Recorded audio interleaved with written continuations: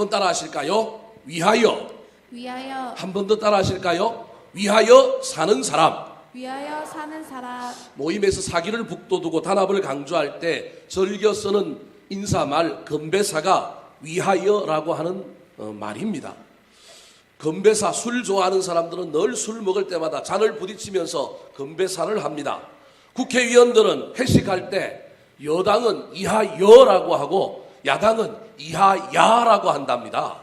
그 외에도 수많은 건배사가 있는데 나이아가라는 노인대학의 건배사고, 나가자는 나라와 가정과 자신을 위하여, 진달래는 진하고 달콤한 내일을 위하여, 당나귀는 당신과 나의 귀한 만남을 위하여, 개나리는 개인과 나라와 이웃을 위하여, 시민하창은 시작은 넘겨라, 미약하나 나중은 위대하리라, 조통세평 개나발은 조국의 통일과 세계의 평화와 개인과 나라의 발전을 위하여라고 하는 건배사의 줄임말이라고 합니다. 모든 건배사에 들어가는 공통적인 말이 무엇이냐면 위하여라고 하는 말입니다. 오늘 본문 말씀은 사도 바울이 에베소 교회에 보낸 편지입니다. 예수를 믿고 구원받은 사람은 옛 사람을 버리고 새로운 사람, 새로운 피조물이 되었다고 선언했습니다. 그리고 그 새로운 피조물이 된 사람은 존재만 바뀌는 것이 아니라 삶이 바뀌는데, 삶이 성장하고 성숙하는 것입니다. 그리스도의 장성한 분량에 이르도록 자라가는 놀라운 역사가 일어난다, 그렇게 사도 바울이 편지 속에 강조했습니다. 그리고 그 사람이 삶의 영역에서 그 구원에 걸맞는 영적인 성숙과 성장을 이루어야 할 영역들을 에베소서 4장에서부터 소개했습니다. 그 중에 오늘 본문인 오늘 말씀은 우리의 구원이 성장과 성숙을 이루어서 나타나야 할 또 다른 영역 중에 하나가 바로 가정생활, 부부 사이의 관계에서도 이 성장과 성숙된 모습이 나타나야 한다고 말하고 있는 내용입니다. 부부 사이에 서로 사랑하며 행복한 가정을 이루기 위하여 그 모델로 누구를 소개하고 있느냐면 예수 그리스도를 소개하고 있습니다. 예수님과 교회와의 관계를 통하여 예수 그리스도가 교회를 위하여 십자가를 지시고 자기를 희생하고 헌신했던 것처럼, 남편들아 너희들이 아내를 위하여 예수님 닮아서 너희들도 그렇게 위하는 삶을 살아라.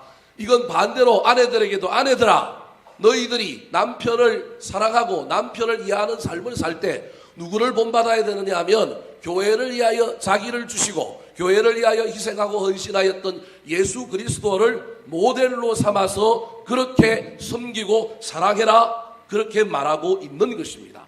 그러므로 오늘 본문에 나타난 이야기는 가정생활 부부관계의 이야기인 동시에 그 기초에, 그 밑바닥에 무엇을 깔고 있느냐 하면 교회와 예수님과의 관계를 다루고 있는 겁니다.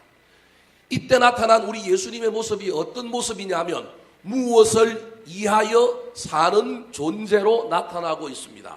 25절 말씀 같이 한번 읽어볼까요? 시작. 남편들아 아내 사랑하기를 그리스도께서 교회를 사랑하시고 그 교회를 위하여 자신을 주신같이 하라. 그리스도께서는 교회를 위하여 이 땅에 오셨다라는 거예요. 말이 좀 이상하죠? 우리는 요한복음 3장 16절에서 하나님이 이처럼 세상을 사랑하사 독생자를 주셨으니 이는 저를 믿는 자마다 뭘 얻는다고요? 영생을 얻는다고 이야기했습니다. 예수님께서 이 땅에 오신 목적이 무엇이냐면 저와 여러분, 저 세상에 믿지 않는 영혼, 세상을 이처럼 사랑하사 저를 믿는 자에게 영생을 주기 위하여, 구원을 주기 위하여 이 땅에 오셨다고 그랬는데, 사도 바울은 그것을 다르게 표현하고 있는데, 예수님이 이 땅에 오신 목적이 누구를 위하여 왔다고요? 교회를 위하여 왔다고요. 저기 그렇게 기록하고 있잖아요. 교회를 위하여 왔다라는 겁니다. 다른 말이 아니고 같은 말입니다. 구원을 얻게 하는 통로로 교회를 세워서 그 교회를 통하여 모든 믿는 자들을 구원하고 영생을 얻게 하기 위하여 주님이 왔는데, 주님이 이 땅에 자기 몸을 버려서 죽으면서까지 세운 것이 무엇이냐 하면 교회라는 겁니다. 그래서 예수님이 이 땅에 오셔서 성육신하고 십자가 지신 그 모든 일에 가장 중요한 목적은 교회를 이해하는 것이었다, 그렇게 말하고 있습니다. 사랑하는 덕양중앙교회 성도 여러분, 인간은 누구나 다 무엇을 이해하여 삽니다. 지금 여러분은 무엇을 이해하여 삽니까? 수험생은 합격을, 결혼의 정년기에 있는 사람은 좋은 돕는 배필 만나는 것을 바라보며 살 것입니다. 누구나 다 무엇을 위하여 삽니다. 그런데 혹시 지금 나만을 위하여 살고 있는 이기주의자는 아닙니까? 돈과 욕심 그리고 출세만을 위하여 다른 것을 포기하며 살고 있지는 않습니까? 세상은 빨리 가라, 세상은 멀리 가라, 세상은 더 가져라, 세상은 네 꿈을 이루라 그렇게 말하지만 성경은 우리에게 그것을 넘어서서 우리가 또 다르게 이하여 사는 자들임을 소개하고 있습니다. 이기주의와 돈 그리고 욕심을 넘어서 좀 더 아름답고 근사한 삶의 가치를 이하여 살라고 우리에게 말하고 있습니다. 특별히 예수님께서 교회를 위하여 사랑하여 자신을 희생하고 십자가를 진 것처럼 우리도 하나님께서 맡겨주신 우리의 가정을 위하여, 우리의 자녀들을 위하여, 배우자를 위하여, 나에게 주신 직분과 사명을 위하여, 내 꿈과 비전을 위하여, 더 나아가서 주님이 피 흘려 세우신 이 교회를 위하여 사는 자가 되어야 합니다. 여러분의 삶을 다시 한번 잘 살펴보시고 내가 지금 어떤 수준의 삶을 살고 있는지, 내가 이하여 사는 사람인지 아니면 남이 나를 이하여 살도록 바라만 보고 살고 있지는 않은지 잘 살펴보아 오늘 본문 말씀을 상고할 때 은혜 받고 우리도 또 다른 좀 더 다양한 가치, 더 멋지고 고상한 가치를 이하여 사는 자들이 되시기를 우리 구주 예수 그리스도의 이름으로 축원합니다. 자, 그렇다면 위하여 사는 사람은 어떤 삶을 살까요? 예수님께서 보여주신 위하여 사는 사람의 삶의 태도와 덕목은 무엇일까요? 첫 번째 삶의 태도와 덕목입니다. 따라 하시겠습니다. 위하여 오래 참는 사람. 위하여 오래 참는 사람. 위하는 사람은 위하기 위해서는, 무엇을 위하여 살기 위해서는 반드시 가지고 있어야 할 덕목이 하나 있는데 그게 뭐냐면 오래 참는 거라는 말입니다. 오늘 본문에 보면 어디를 둘러봐도 참는다라는 이야기가 나오지 않습니다. 그렇다면 이 참는다라고 하는 말이 어디에서 나왔을까요? 25절 말씀을 다시 한번 읽어볼까요? 25절입니다. 시작. 남편들아 아내 사랑하기를 그리스도께서 교회를 사랑하시고 그 교회를 위하여 자신을 주심같이 하라. 자, 교회와 예수 그리스도의 관계를 기초로 남편들에게 권면하고 있는 겁니다. 남편들아 아내 뭐 하기를? 사랑하기를. 누구처럼 하라고요? 그리스도께서 교회를 사랑하시고 그 교회를 위하여 자신을 주심같이 하라는 겁니다. 그러므로 예수 그리스도가 교회에게 한 일, 남편이 아내에게 해야 할 일은 뭐냐면 사랑하는 겁니다. 저기에 쓰이는 사랑이라고 하는 단어는 어떤 단어가 쓰였느냐 하면 헬라어로 아가파오라고 하는 말이 쓰였습니다. 동사기 때문에 파오가 붙은 거고요. 명사면 아가페가 되는 겁니다. 아가페, 아가파오는 하나님의 사랑을 표현할 때 쓰는 말로 전적으로 희생하고 무조건적인 사랑을 할 때 쓰는 말입니다. 사랑이라고 하는 단어가 여러 개가 있습니다. 남녀 간의 사랑을 이야기하는 에로스가 있고요. 친구 간의 우정을 이야기하는 스톨게라고 하는 단어도 있습니다. 그런데 지금 남편들을 향하여 권면할 때 쓰고 있는 사랑이라고 하는 단어는 예수님께서 우리 인간을 향하여 무조건적으로 사랑했던 구약에 나오는 헤세드의 사랑을 쓰고 있는 아가파오, 아가페라고 하는 단어를 쓰고 있는 것입니다. 그러니 저와 여러분이 무엇을 위하여 누군가를 사랑할 때 조건 때문에 사랑하고 무엇 때문에 사랑하고 사랑할 만해서 사랑하는 것이 아니라 어떤 사랑을 하라고 이야기하고 있느냐면 무조건적인 사랑을 하라는 겁니다. 무조건적인 사랑에 대하여 세상에 유행하고 있는 유명한 노래가 있는데 직장에 가면 꼭 회식할 때 부하가 상사를 향하여 부르는 노래 중에 하나가 바로 저 노래예요. 당신을 향한 나의 사랑은 뭐라고요? 무조건이야. 그런데 그 노래를 부르는 그 사람도 무조건적으로 상사에게 충성하고 상사를 사랑할 수 있을까요? 없습니다. 이건 그냥 취하게 만드는 거예요. 립 서비스인 거예요. 할 수도 없는 사랑을 자기들이 하겠다고 상사들에게 부하가 넥타이 메고 술 한잔 취해갖고 난 당신을 향하여 무조건 하겠다라는 거예요. 근데 사람은 그 소리를 들으면 기분이 어때요? 안 좋아요? 좋지요. 얼마나 좋은지 모릅니다. 부하가 나를 위하여 무조건 사랑하겠다요. 어떤 남자가 나를 향하여 어떻게 사랑하겠다고요? 무조건 사랑하겠다라는 거. 이뻐서 사랑하는 게 아니고 사랑할 만한 것이 있어서 사랑하는 것이 아니라 무조건 사랑하겠다라는 겁니다. 따지지도 않고 묻지도 않고 사랑하겠다. 그게 무조건적인 사랑입니다. 그런데 실제로 이 무조건적인 사랑이 쉬워요, 어려워요? 어렵습니다. 이게 하기가 얼마나 힘든지 모릅니다. 여기도 신혼부부가, 우리 교회에 등록한 신혼부부가 하나 있고, 저기도 오늘 새로 오신데 신혼부부인지 아닌지 잘 모르겠지만 있지만, 서로 연애할 때는 막 눈에 막 꿀이 떨어져 가지고 얼마나 좋아 보이는지 모릅니다. 그래서 마음이 서로 맞아서 막 좋아하게 되는 걸 서양에서는 큐피트의 화살이 꽂혔다, 그렇게 이야기하죠. 우리나라에서는 뭐라고 얘기해요?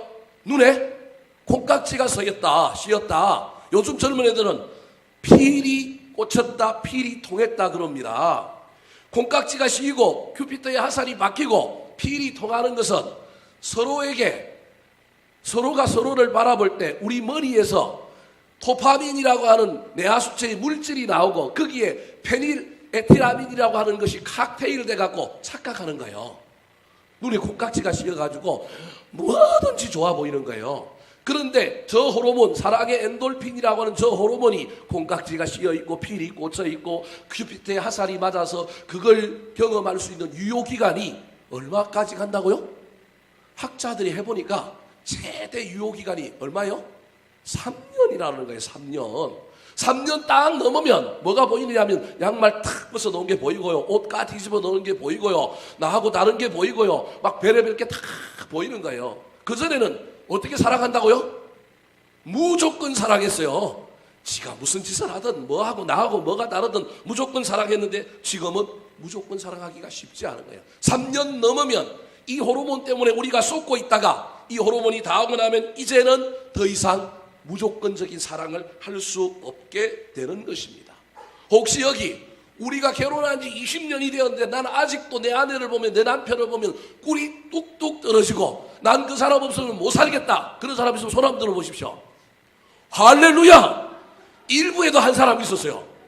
저기는 손을 들라고 하다가 만 사람도 있는데, 예? 박건모 집사님 옆에 눈치 보고 살짝 들었다가 또 나은 것 같은데, 20년이 지나도 꿀이 뚝뚝 떨어지는 사람, 지구를 떠나야 합니다. 우리하고 살 존재가 아니에요. 저 하나님하고 같이 살아야 돼. 어떻게 20년이 지났는데도 그 사람을 보고 있으면 꿀이 뚝뚝 떨어지고 무조건적으로 살아갈 수 있겠습니까? 쉽지 않습니다. 오늘 본문에 하나님께서, 예수님께서 바울 사도를 통하여 에베소교회 교인들을 향하여 가정생활을 이야기하면서 남편들아 아내 사랑하기를 무조건적으로 사랑하라는 거예요. 그게 어렵단 말이에요. 어렵기 때문에 사실은 남편들아 아내 사랑하기를 이라고 하는 단어 뒤에 제가 보기엔 뭐가 숨겨져 있느냐 하면, 그거 3년밖에 못하니 남은 기간은 뭐하고 살아라? 참고 살아라. 이게 제 눈에는 이게 숨어 있는 것 같아요. 어떻게 우리가 무조건적인 사랑을 할 수 있어요? 남은 기간은 어떻게 살아야 되냐면 볼펜을 갖고 허벅지를 찌르면서 입술을 깨물면서 남은 기간을 오래 참으면서 사랑하며 살아라. 우리가 예수님을 닮아가지만, 예수님은 무조건적으로 사랑했지만 우리는 그 무조건적인 사랑을 하기가 힘든 존재이니 뭐 하면서 사랑해라? 참으면서 사랑해라, 그런 말입니다. 사랑에 대하여 유명한 성경 구절이 나오는 것이 고린도전서 13장 사랑장입니다. 사랑은, 그렇게 시작하는 그 사랑장에 보면 해야 할 것 7가지, 하지 말아야 할 것 7가지, 그래서 총 14가지의 사랑의 정의가 등장합니다. 그런데 재미난 것은 그 사랑장에 나오는 사랑의 14가지 시작과 끝이 무엇으로 끝나는지 아십니까? 시작이 4절이요, 끝이 7절인데 우리 화면을 보고 한번 읽어볼까요? 시작. 사랑은 오래 참고 사랑은 온유하며 시기하지 아니하며 사랑은 자랑하지 아니하며 교만하지 아니하며 모든 것을 참으며 모든 것을 믿으며 모든 것을 바라며 모든 것을 견디느니라. 사랑을 이야기하는데 처음 사랑을, 속성을 뭐라고 얘기하냐면 사랑은 뭐 한다고요? 그렇게 말하면 안 돼요. 오래 참고 이래야 된다니까요. 그래야 참을 수 있다니까요. 그냥 오래 참고 한 사람은 금방 못 참아요. 금방 변한다니까요. 사랑은 어떻게 참는 거라고요? 오래 참고. 그런데 뭐라고 얘기하면서 7절이 이 사랑에 대한 정의를 끝내는데 뭐라고 얘기하느냐면 사랑은 모든 것을 뭐 하면서? 참으며 모든 것을 끝에 뭐 한다고요? 견디느니라. 그러니까 바울 사도가 고린도 교회를 향하여 하고 있는 사랑의 수많은 이야기의 핵심 액기서 전부를 요약하면 사랑은 뭐 하는 거예요? 참는 거라니까요. 아니라니까요. 사랑은 막 좋아하는 거고 사랑은 뭘 하는 거 이건 다 속는 거라니까. 몇 년까지밖에 못 한다고요? 최대 3년. 나머지는 넘어가면 그 인간이 그 왼수가 되는 거예요. 보기가 싫어요. 뭐가 문제가 생기는 거예요. 그래서 사랑의 가장 기본적인 덕목은 뭐 하는 거라고요? 참는 거라는 거예요. 저 신혼부부가 둘이 앉아갖고 씩씩씩 웃는데 벌써 자기들이 경험하고 있는 것 같아요. 제가 보기엔. 옛날에 콩깍지가 씌어서 결혼을 했는데 결혼한 지 5개월 됐어요? 6개월 됐어요? 6개월? 5개월? 네, 6개월 차인데 그 설교를 들으면서 씩씩 웃는 거 보니까 벌써 참아야 한다는 걸 배운 것 같아. 예, 잘 참아야 합니다. 사랑은 콩깍지가 씌고 필이 꽂히고 큐피터의 화살이 꽂히기도 하지만 그래서 모든 것이 좋아 보일 때도 있지만 그게 아니라 사랑은 참아야 하는 것이 사랑의 본질이라는 거예요. 그래서 옛말에 그 사랑을 우리나라 성인들이 뭐라고 표현했냐 하면 참을 인자 세계면 뭐도 면한다고요? 살인도 면한다. 그래야 사랑을 완성하려면 참는 것이 있어야 된다. 그렇게 말하고 있는 것입니다. 사랑하는 성도 여러분, 우리 주님은 교회를 세우기 위하여 우리를 구원하기 위하여 이 땅에 오셔서 십자가를 짓는 사랑으로 참았습니다. 채찍에도 참았습니다. 옷을 벗기고 수모를 주는데도 참았습니다. 네가 하나님의 아들이면 거기서 내려와서 너를 구원해봐라. 저 같으면 못 탁 빼고 내려와서 기사대기 한 대 때리고 다시 올라가서 제 스스로 못을 박았을 텐데 우리 주님은 자기를 비난하고 자기를 모욕하는데도 불구하고 뭐 했다고요? 참았다니까요. 참는 게 뭐라고요? 사랑이라는 겁니다. 교회를 위하여 사랑하십니까? 참으시기 바랍니다.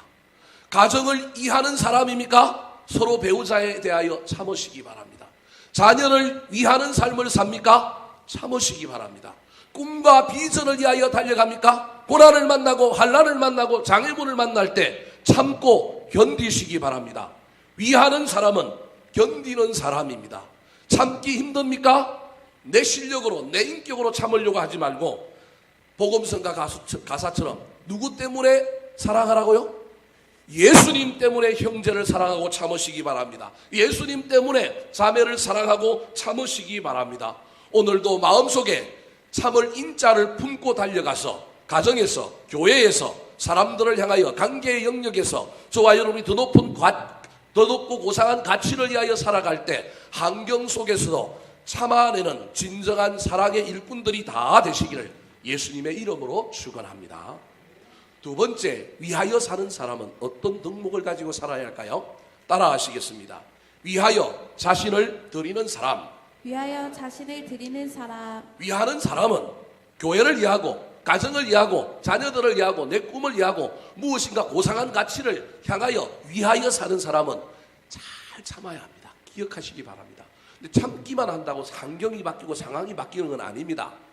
변화가 일어나고 혁신이 일어나려면 참기도 해야 되지만 그 변화와 혁신을 일으키기 위하여 내가 무엇을 해야 돼요? 그 중에 하나가 뭐라고요? 나 자신을 뭐 하는 거라고요? 드리고 주는 거예요. 나 자신을 드리고 주는 건 희생과 헌신이에요.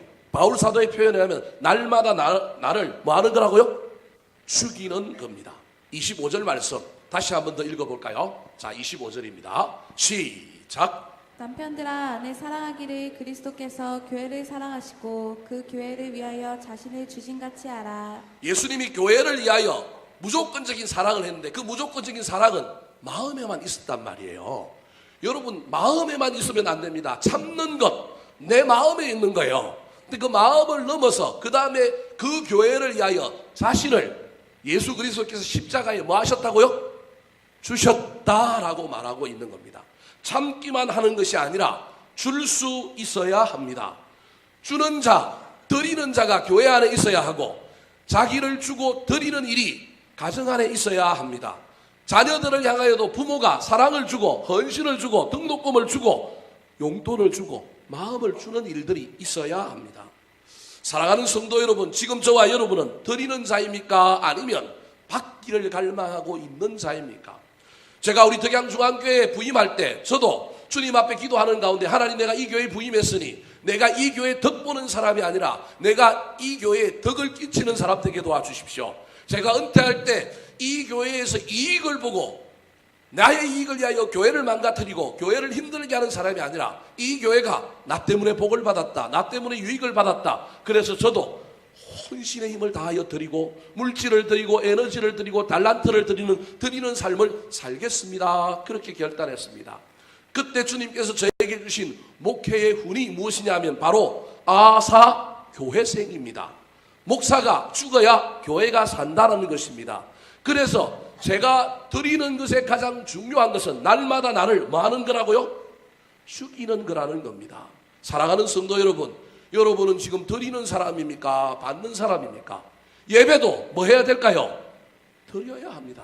교회 안에 수많은 교사들이 시간과 물질을 들이며 다음 세대를 양육합니다. 우리 교회는 정말로 특별히 지휘자와 반주자에게 미안합니다. 다른 교회는 사례비를 받고 하는데 우리 교회는 목사 이상한 목사 만나갖고 저것도 뭐 하는 거라고요? 자원하면서 하는 거다. 그래서 이분들이 세상에 나가면 엄청난 전문가로서 많은 사례를 받아야 됨에도 불구하고 드리는 삶을 사는 거예요. 교회 안에 수많은 드리는 사람이 있기에 교회가 영광스럽게 세워지고 드리는 사람이 있기에 놀라운 일이 일어나는 겁니다. 지금 제가 헌금 얘기하는 거 아닙니다. 여러분 꼭 이런 얘기하면 헌금으로 오해하시더라고요. 헌금 얘기가 아니라 기본적으로 무엇을 이해하는 사람은 드리는 거예요. 에너지를 드리고 은사를 드리고 마음을 드리고 달란트를 드리고 무엇을 드릴 때 놀라운 일이 일어나는 겁니다. 유머 중에 이런 유명한 유머가 있습니다. 한국인의 특징을 잘 나타내는 유머입니다. 태평양을 항해하던 배가 큰 풍랑을 만나서 난파될 위기에 처해졌습니다. 짐도 버려보고 연료도 좀 버려봤는데 바람이 워낙 거세니 이 배가 자꾸 침몰될 위기에 처하게 되는 겁니다. 짐도 버렸는데 안 되니 이번에는 사람 수를 좀 줄여야 합니다. 그래서 선장이 가감하게 나서서 고뇌 가운데 이렇게 이야기합니다. 이 배를 살리기 위해서는 인원 수를 좀 줄여야 하는데 여러분 중에 용기 있는 세 사람만 봤습니다. 세 사람이 바다에 자기를 희생함으로 말미암아 이 배를 살려주면 좋겠습니다. 정막이 흘렀지만 그때 갑자기 한 사람이 손을 번쩍 들고 일어났습니다. 바로 영국 사람이었습니다. 젠틀맨으로 신사이기 때문에 다른 사람을 위하여 신사도를 발휘하여 자기가 죽겠다고 여왕 폐하 만세하면서 바다로 뛰어들었습니다. 거기에 자극받은 두 번째 사람이 일어섰는데 그 사람이 누구냐면 미국 신사였습니다. 미 합중국의 영광을 위하여 하면서 바다에 뛰어들었습니다. 선장이 한 사람만 더 나오면 이 배가 안전할 것 같습니다. 그랬더니 용감하게도 대한민국 사람이 손을 번쩍 들고 일어나더니 대한민국 박수 세 번 딱 치더니 오른발을 들어서 옆에 있던 일본 사람을 발로 차서 빠뜨려 버렸다고 하는 전설 따라 삼천리의 이야기가 있습니다. 우리 한국 사람은 내가 내 자신을 드리기보다는 남을 드리기를 원하는 사람들의 특징을 갖고 있다는 사실을 잘 기억하십시오. 내가 드려져야 할 때, 내가 마중물로 부어져야 할 때 나는 안 하고 다른 사람이 했으면 좋겠고 또 남이 무엇인가 그 일을 하는 일을 통하여 드려질 때 괜히 세민하고 괜히 폄하하고 괜히 문제를 삼고 싶은 마음이 우리한테 있는 거예요. 그래서 옛말에 이런 유명한 말이 있습니다. 동서 춤추소라고 하는 말이 있습니다. 며느리가 잔치에서 흥이 올라 춤을 추고 싶은데 체면이 있어 자기는 못 춤추고 남의 눈치 보느라고 나서지 못하고 옆에 있는 아랫동서에게 동서 춤추소라고 권한다는 겁니다. 자기가 해야 되는데 자기 몫인데 자기가 감당해야 되는데 자기는 하지 않고 남을 자꾸 드리라고 말한다면 그것은 옳은 일이 아닙니다. 부부가 가정에서 서로에게 드리라고 얘기하면 그 가정은 문제가 있을 것입니다. 잘 참을 뿐만 아니라 먼저 자원하여 났으므로 드리는 가정이 되었으면 좋겠습니다. 교회 안에서도 드리는 놀라운 일들이 일어났으면 좋겠습니다. 부모가 자녀를 위한다고 한다면 자녀를 위하여 드려야 하지 않겠습니까? 그것들이 알아주지도 못하고 왜 나를 낳으셨어요? 이따 이야기를 하고 난 다른 엄마 아빠가 좋아요. 이런 이야기를 할지라도 부모는 자녀를 위하여 예수님처럼 자기 자신을 주고 드리는 삶을 살아야 합니다. 꿈이 있습니까? 비전이 있습니까? 무엇을 이해합니까?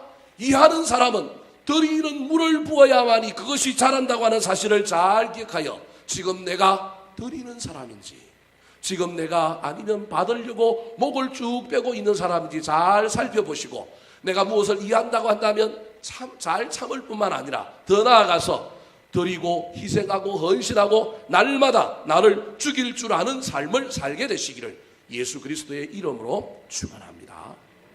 마지막으로 위하여 사는 사람이 가져야 할 덕목이 무엇일까요? 따라 하시겠습니다. 위하여 영광스럽게 세우는 사람. 위하여 영광스럽게 세우는 사람. 잘 참을 뿐만 아니라 자신을 드리고 줄 뿐만 아니라 세워야 합니다. 세울 때 영광이 나타납니다. 내 영광을 위하여 세우는 것이 아니라 상대방의 영광을 위하여 세우면 누구도 영광을 받느냐면 나도 영광을 받습니다. 우리가 무엇을 이해한다고 할 때 이기적인 욕심에 사로잡히면 나의 영광을 위하여 세우게 되지만 진짜 위하는 사람은 내가 위하는 대상을 세우는 것임을 기억해야 합니다. 교회는 하나님의 영광이 나타나고 드러나야 하는 존재입니다. 구약 성경에서부터 보면 교회, 즉 교회의 원형인 성막이라든지 이런 모든 것들이 세워질 때 보면 그 세워진 곳에 누구의 영광이 나타났느냐 하면 하나님의 영광이 나타났습니다. 최초로 모세가 성막을 세웠습니다. 그때도 하나님의 영광이 그 위에 나타났습니다. 출애굽기 40장 34절 35절 말씀입니다. 시작. 구름이 회막에 덮이고 여호와의 영광이 성막에 충만하매 모세가 회막에 들어갈 수 없었으니 이는 구름이 회막 위에 덮이고 여호와의 영광이 성막에 충만함이었으며. 회막에 구름이 덮이고 여호와의 영광이 성막에 충만했다. 교회는 영광이 충만한 곳이어야 합니다. 솔로몬이 이후에 성전을 건축했는데 그때 복원할 때도 그 영광이 임했습니다. 역대하 5장 14절 말씀 시작. 제사장들이 그 구름으로 말미암아 능히 서서 섬기지 못하였으니 이는 여호와의 영광이 하나님의 전에 가득함이었더라. 초대교회 신약 시대로 돌아오면 신약 시대는 건물이 교회가 아니라 사람들이 부르심을 받아서 모여있는 곳 자체가 교회였습니다. 오늘과 달리 모임 자체가 교회였습니다. 그 모임에 하나님의 영광이 임했습니다. 하나님의 영광이 임한 것의 특징이 뭐냐 하면 성령이 임한 겁니다. 성령의 충만으로 하나님의 영광이 임한 것을 보여주었습니다. 120명이 마간 요한의 다락방에서 저녁 기도에 힘썼더니 하나님의 영광이 거기에 임했는데 성령이 임했습니다. 하나님의 영광이 성령으로 임하였다라고 하는 증거가 무엇일까요? 사도행전 2장 47절에 보면 세 가지가 나타납니다. 같이 한번 읽어보겠습니다. 시작. 하나님을 찬미하며 또 온 백성에게 친송을 받으니 주께서 구원받은 사람을 날마다 더하게 하시니라. 하나님의 영광이 임한 곳에는 하나님을 찬양하는 일이 있습니다. 교회 안에 하나님의 영광이 있느냐 없느냐 교회 안에서 뭐 하는지 보면 압니다. 자기를 드러내고 서로 주장하고 다투고 싸우면 그 하나님 영광이 없는 거예요. 하나님의 영광이 임한 곳에는 하나님을 찬송하고 찬미하는 일이 일어납니다. 뿐만 아니라 하나님의 영광이 임하면 세상 사람들로부터 뭘 받아요? 칭송을 받아요. 뿐만 아니라 하나님의 영광이 임한 곳에는 어떤 일이 일어나냐면 부흥이 일어나는 거예요. 수적인 부흥뿐만 아니라 질적인 부흥이 일어나는 놀라운 일이 하나님의 영광이 임하면 나타나는 거예요. 문제는 오늘날 한국 교회 안에 이 영광이 사라져가고 있다는 겁니다. 문제는 오늘날 그리스도인의 가정에 이 영광이 사라져가고 있다는 겁니다. 초대교회 때 모든 로마인들의 로망 하나가 있었는데 모든 여자들이 다 음란해. 자기들도 음란하니 목욕 문화와 세상의 그 희망찬란한 부귀영화 때문에 로마가 썩어 들어갔단 말이에요. 그런데 가정은 온전히 이루고 싶고 자식은 거룩하게 낳아서 잘 키우고 싶은데 세상의 모든 여자들이 다 음란해 보이니까 로마의 모든 남자들 중에 로망이 하나 있었는데 세상에 제일 거룩한 여자, 깨끗한 여자들이 누구냐 살펴보았더니 누가 제일 거룩하고 제일 괜찮아요? 예수 믿는 여자들이 제일 괜찮은 거예요. 그래서 로마 귀족들 중에 예수 믿는 여인들을 아내로 맞이하는 놀라운 문화현상이 생겼습니다. 그 문화현상이 생긴 결과가 바로 누가복음과 사도행전이라고 하는 성경입니다. 누가복음과 사도행전은 데오빌로라고 하는 로마의 고위공직자, 정확하게 누군지는 알 수 없지만 그 사람이 아마도 예수 믿는 여인을 아내로 맞이했는데 그 아내의 영향력으로 말미암아 누구에 대해서 알고 싶었느냐 하면 예수 그리스도에 대해서 알고 싶은 거예요. 그래서 한 사람에게 예수 그리스도의 생애를 소개하기 위하여 쓴 책이 무슨 책이라고요? 누가복음인 거예요. 누가복음. 한 사람을 위하여 쓰여진 성경책이라니까요. 예수 그리스도에 대해서 알게 되었던 이 데오빌로가 그 예수 믿는 사람들이 그 다음에 어떻게 살았고 어떤 일을 했는지, 교회가 어떻게 만들어졌는지에 대한 이야기가 궁금했어요. 그래서 그 다음 속편을 써달라고 한 게 뭐예요? 사도행전입니다. 교회가 어떻게 만들어졌고 교회가 어떻게 부흥했으며 교회가 어떻게 되었는지. 그래서 그 두 성경책을 읽고 이 데오빌로가 핵심하여 믿는 사람이 되고 교회에 출석하게 되었다는 전설 따라 삼천리의 초대교회사의 이야기가 있는 거예요. 얼마나 그 아내가 거룩했던지, 얼마나 그 아내가 매력적이었던지 로마인들이 전부 그런 아내를 맞이한 거예요. 그래서 나중에 콘스탄틴이라고 하는 황제가 그의 어머니 헬레나라고 하는 어머니 때문에 영향을 받아서 기독교를 공인하고 국교로 만드는 놀라운 일이 일어났던 그 이유 중에 하나도 이 콘스탄틴 황제의 아버지가 아내를 헬레나라고 하는 여자를, 예수 믿는 여자를 아내로 삼은 겁니다. 제가 지금 무슨 얘기를 하려고 하느냐 하면 교회에서도 영광이 사라졌을 뿐만 아니라 이제 그리스도인의 가정에도 하나님의 영광이 사라졌어. 세상은 다 이혼해도 예수 믿는 사람들 이혼 안 하더라. 세상은 다 불행해도 예수 믿는 사람들의 가정은 행복하더라. 남편들이 다르고 아내가 다르더라. 예수 믿는 가정의 자녀들은 빛이 나더라. 그 자녀들은 거룩하더라. 그 자녀들은 세상을 올곧게 살더라. 전부 경쟁을 향하여, 소유를 향하여 쫓아가는 이 시대에 예수 믿는 가정에서 태어난 자녀들은 품성이 다르더라. 저런 사람에게 뭘 맡길 수 있겠더라. 이런 이야기를 옛날에 들었단 말이에요. 근데 요즘은 교회도 영광을 잃어갈 뿐만 아니라 누구도 잃어가고 있냐면 교회도 잃어가고 있는 거예요. 개인은 어떨까요? 우리 각자 개인은 하나님의 영광이 우리 가운데 있을까요? 우리가 이 세상에서 먹고 살고 높이 올라가고 무엇을 이루려고 하는 목적이 무엇입니까? 나만을 위하여? 그래서 우리 개인도 영광을 잃어가고 있는 거예요. 세상 사람하고 똑같은 거예요. 빨리만 가면 돼요. 수단 방법 가리지 않으면 돼요. 예수 믿는 사람은 옳은 길을 가야 하는데, 더디 가더라도 바른 길을 가야 하는데, 주님 의지하며 사람 백 쓰지 않고 하나님 백 쓰고 가야 되는데, 예수 믿는 사람도 세상 사람하고 똑같아지고 있는 이 형국 속에 있는 거예요. 더더구나 예수 믿는 사람이 더 못됐어. 예수 믿는 사람들이 더더구나 문제야. 방송에 전부 목사들 비롯해서 예수 믿는 사람들이 다 나와. 영광이 사라져버린 시대를 저와 여러분이 살아가고 있는 거예요. 기독교가 한국 땅에 전파되었을 때 이 땅의 초기 한국 기독교는 그렇지 아니하였습니다. 모든 사람들에게 본이 되었고 영광이 있는 곳이었습니다. 민족을 구하려는 젊은이들이 교회로 모여들었습니다. 교회는 쓰러져가는 나라의 희망이었습니다. 가난하고 병든 이들, 천대받는 사람들이 전부 교회로 나왔습니다. 1919년 3.1운동 당시 2천만 민족 중에 100분의 1인 20만 명 정도의 기독교인이 있었는데, 그럼에도 불구하고 그 3.1운동을 누가 일으키느냐 하면 기독교가 일으켰습니다. 민족의 지도자 33인 중에 16명 절반이 기독교인이었습니다. 3.1 만세운동이 일어나고 난 다음에 그 만세운동의 주범을 찾아서 그 집단들을 전부 불태우고 징계하는데 가장 피해를 입은 곳이 어디였느냐 하면 교회였습니다. 국채보상운동, 금주운동, 애국개몽운동, 사회를 혁신하고 사회를 바꾸는 모든 일에 교회와 기독교인이 있었습니다. 그런데 지금은 사회를 어둡게 만들고 사회를 힘들게 만드는데 모든 교회와 기독교가 있습니다. 영광스러운 교회가 영광을 잃어가고 있는 것입니다. 민족의 고난을 온몸으로 받아내고 민족의 고난의 중심에 서서 그 운명을 같이 했던 교회, 그때 하나님의 영광이 나타났고 수많은 민족의 지도자들을 배출했던 교회였습니다. 도산 안창호, 김구 선생, 월남 이상재, 고당 조만식, 남강 이성훈, 수많은 민족의 지도자들이 그때 교회를 통하여 나타났고 수많은 학교들이 세워졌습니다. 그런데 지금은 그 영광이 사라져가고 있습니다. 더 이상 믿는 자들의 가정도 영광이 없습니다. 믿음의 자녀들도 하나님의 영광이 없이 세상 사람들과 똑같은 상태가 되어버렸습니다. 이때 저와 여러분이 다시금 위하여 우리의 자녀들을 하나님의 영광이 나타나는 자녀들로 세워야 하지 않겠습니까? 이때 저와 여러분이 다시금 우리 가정을 위하여 세상 사람들에게 본이 되는 가정으로 세워야 하지 않겠습니까? 이때에 다시금 저와 여러분이 주님 앞에 바로 서서 교회를 하나님의 영광이 가득한 교회로 세워야 하지 않겠습니까?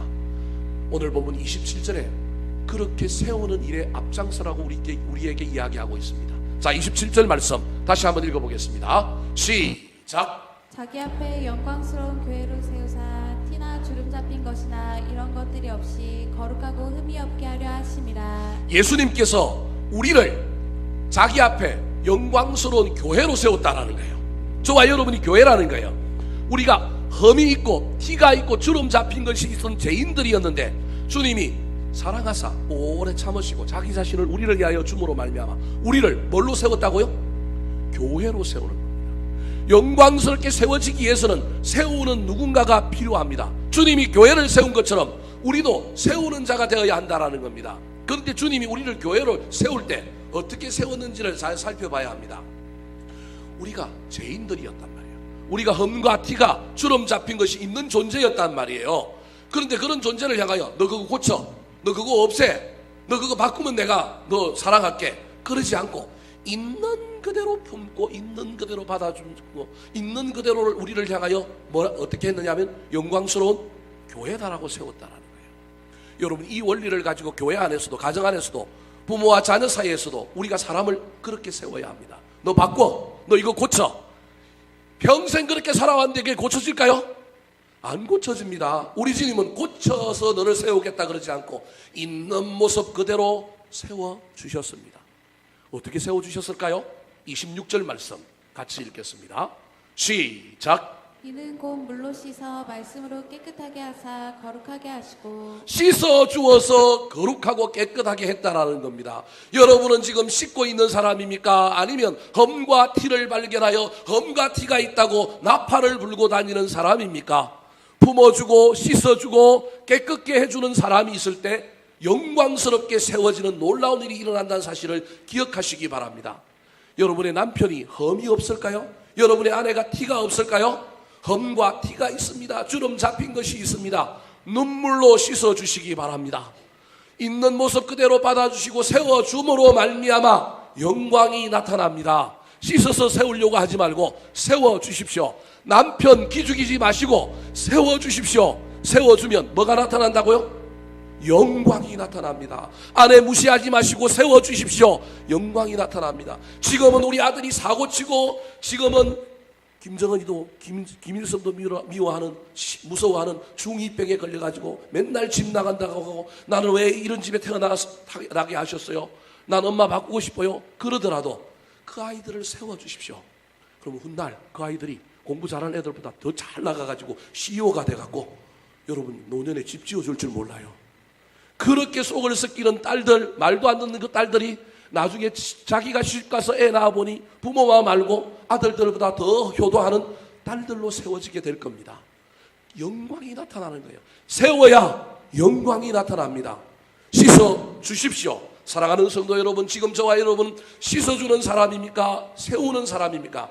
아니면 씻어주는 것이 아니라 흠을 드러내고 티를 드러내고 주름 잡힌 것을 주름 잡혔다고 말하고 있는 사람은 아닙니까? 어떻게 씻어줄까요? 무엇으로 씻어주어야 할까요? 디모데전서 4장 5절 말씀입니다. 시작. 하나님의 말씀과 기도로 거룩하여 짐이라. 씻는 무기가 두 가지가 있는데 하나는 뭐라고요? 말씀과 기도입니다. 말씀과 기도로 씻어서 세울 때 놀라운 일이 일어납니다. 지금 여러분은 교회를 씻어서 말씀과 기도로 세우고 있습니까? 여러분의 배우자와 가정과 자녀들을 씻고 세우고 있습니까? 씻어서 세워서 영광스럽게 나타날 때 하나님의 놀라운 은혜와 복이 다시금 이어지게 되는 선순환이 저와 여러분의 남은 생애 가운데 일어나게 되시기를 우리 구주 예수 그리스도의 이름으로 축원합니다. 한번 따라 하실까요? 위하여. 한 번 더 따라 하실까요? 위하여 사는 사람. 위하여 사는 사람. 위하여 오래 참는 사람. 위하여 오래 참는 사람. 위하여 자신을 드리는 사람. 위하여 자신을 드리는 사람. 위하여 영광스럽게 세우는 사람. 위하여 영광스럽게 세우는 사람. 기도하겠습니다.